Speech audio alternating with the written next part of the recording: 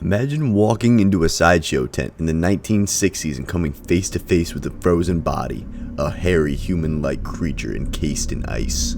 Some claimed it was the missing link, others said it was an elaborate hoax. But what was the truth? A scientific marvel or an expertly crafted deception? This is the bizarre tale of the Minnesota Iceman. The Minnesota Iceman first gained notoriety in the 1960s when it was displayed at fairs and carnivals across North America.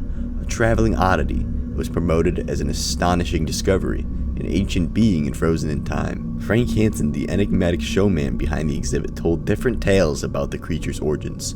Some accounts claim it was found frozen in Siberia, perfectly preserved in a block of ice. Others suggested a more dramatic backstory, that it had been shot and killed by American soldiers in Vietnam.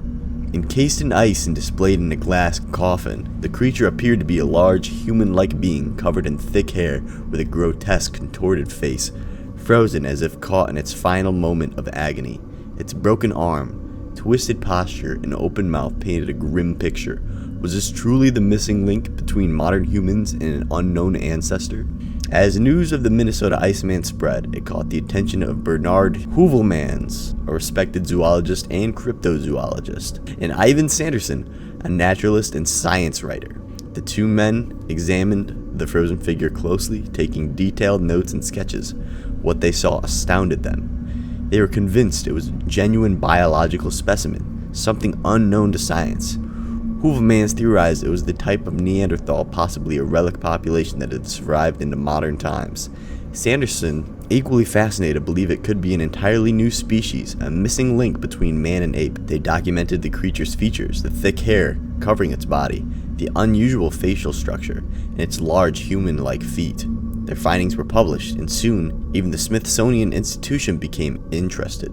But just as science prepared to investigate further, something strange happened. Hansen withdrew the exhibit from public view, claiming he had been instructed to do so by the government. The Iceman was never seen in its original form again. The sudden disappearance only fueled speculation. Was Hansen hiding something, or was he simply afraid of legal trouble for possessing what some believe could be an actual human corpse? One of the most intriguing theories surrounding the Minnesota Iceman is that it could have been a Sasquatch, or at least closely related to one. The thick hair covering its body, large human-like feet, and its mysterious origins all bear similarities to accounts of Bigfoot sightings across North America. Could the Iceman have been the first physical evidence of the legendary creature? Interestingly, some cryptozoologists believe that Bigfoot or an unknown hominid species could be a surviving branch of an ancient human ancestor, perhaps even a form of Neanderthal or Denisovan. If that were true, then the Iceman might not have been a hoax at all, but rather a rare glimpse at an undiscovered species. Some reports from the time even claimed that Hansen was warned not to exhibit the body because it could be classified as a form of human, which would make displaying it illegal. While mainstream science dismisses the idea of Bigfoot due to the lack of concrete evidence, the similarities between the Iceman and reported Sasquatch encounters remain compelling. Could it be that Hansen's original specimen was something real, perhaps so shocking that it had to be hidden from public view? Or was the entire story just another example of the power of folklore and deception? Despite the excitement and controversy, modern analysis suggests that the Minnesota Iceman was in fact an elaborate hoax.